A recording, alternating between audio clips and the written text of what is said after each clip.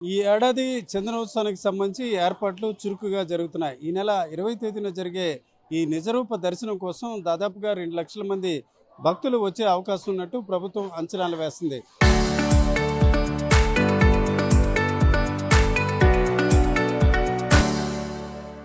దీనికి సంబంధించి గతంలో జరిగిన అనుభవాల రీత్యా కొన్ని ప్రత్యేక చర్యలు తీసుకున్నారు. ముఖ్యంగా చూసుకుంటే గతంలో చూసుకుంటే క్యూ లైన్‌లో చాలామంది భక్తులు ఒకేసారిగా నిలబడడం, తొక్కిసలాటల సంఘటనలు జరగడం ఇట్లాంటివి జరిగాయి. కానీ ఈసారి అలాంటి పరిస్థితి లేకుండా భిన్నంగా ఒకేసారి 20,000 మంది ఒకే క్యూ లైన్‌లో వెళ్తూ అంటే దాదాపుగా మీరు చూడొచ్చు 5 క్యూ లైన్‌లను మెయింటైన్ చేస్తున్నారు.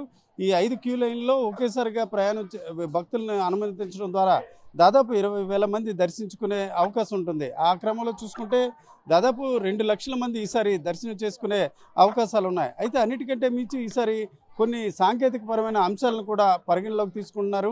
టికెట్లను 70,000 వరకు 70% వరకు కూడా పూర్తిగా ఆన్‌లైన్‌లో అలాగే 30% ఆఫ్‌లైన్‌లో ఇవ్వాలని నిర్ణయించారు. అయితే గతంలో చూసుకుంటే కొన్ని టికెట్లకు సంబంధించి నకిలీ టికెట్లు ఇట్లాంటి అంశాలున్నాయి. ఈసారి చూసుకుంటే ఖచ్చితంగా క్యూఆర్ కోడ్‌ను అమలు చేస్తున్నారు. అట్లాగే పార్కింగ్ ప్లేసుల్లో కూడా క్యూఆర్ కోడ్‌ను అమలు చేయడమే కాకుండా దర్శనాలకు సంబంధించి నిర్ణీత స్లాట్లు కూడా ఇచ్చారు. ఏదైతే టికెట్ తీసుకున్నారో ఆ టికెట్‌పై ముద్రించిన సమయానికే భక్తులు క్యూ లైన్‌లో వచ్చే రకంగా కూడా చర్యలు చేపట్టడం ద్వారా ఒకే చోట భక్తులు ఎక్కువసేపు ఉండే అవకాశం ఉండదు. అలాగే క్యూ లైన్‌లో భక్తులు స్టాగ్నేట్ అయ్యే పరిస్థితి కూడా లేకుండా ఉండే అవకాశం ఉంది.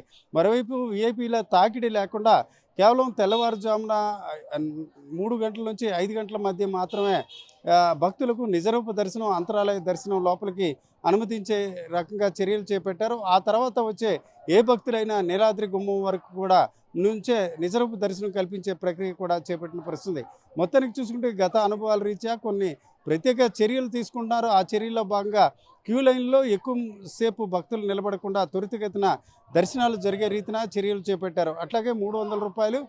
1000 టికెట్లతో పాటు వీఐపీ టికెట్లు కూడా చాలా పరిమితంగా ముద్రించినట్టు చెప్తున్న పరిస్థితి ఉంది. ఏదేమైనప్పటికీ గత అనుభవాల రీత్యా ఈసారి చందనోత్సవం ఎలా జరుగుతుందని అధికారులు అలాగే ఇతరులు కొంత కలవరపడుతున్న పరిస్థితి ఉంది. అలాగే ప్రభుత్వం కూడా దీన్ని ప్రతిష్టాత్మకంగా తీసుకుని దీని నిర్వహణ ఏర్పాట్లు కూడా చేస్తున్న పరిస్థితి ఉంది. ముఖ్యంగా చూసుకుంటే ఈసారి కొంతవరకు క్యూఆర్ కోడ్‌తో పాటు టికెట్ల ముద్రణ, వాటి విక్రయాలపై కొంత నియంత్రణ చేయడం వల్ల కొంతవరకు చందనయాత్ర శుభప్రదంగా ఎక్కువ మంది భక్తులకు దర్శనం జరిగే రకంగా కూడా ఉండే అవకాశం ఉంది. మరోవైపు చూసుకుంటే చందనయాత్ర సందర్భంగా ప్రతి ఏటా ఒక సెంటిమెంట్ మాదిరిగా ఎండ తీవ్రత ఉండడం, ఆ తర్వాత వర్షాలు కురవడం కూడా జరుగుతుంది. ఆ దశలో మధ్యాహ్నం 12 గంటల వరకు కూడా ఎండ ఎక్కువగా ఉండే దశలో చెప్పులు లేకుండా భక్తులు నిలబడే అవకాశం ఉండడంతో వారికి కాలికి నొప్పి లేకుండా కూడా ఏదైతే తార్ రోడ్‌ను వైట్ పెయింట్ కూడా వేసిన పరిస్థితి. అట్లాగే వర్షం వచ్చినప్పుడు కూడా భక్తులకు ఇబ్బంది లేకుండా ఎక్కడికక్కడ పైకప్పు రూఫ్‌లు కూడా ఏర్పాటు చేసిన పరిస్థితి.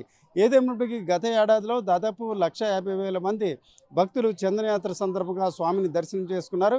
ఈసారి వారి సంఖ్య 2 లక్షల వరకు కూడా పెరిగే అవకాశాలున్నాయి. దానికి తగ్గట్టు అధికారులు ఏర్పాట్లు చేస్తున్న వాతావరణం మనకి సింహాచలంలో కనిపిస్తుంది. కెమెరా పర్సన్ తిరుపతితో రామచంద్రరావు, ఆర్టీవీ సింహాచలం నుంచి.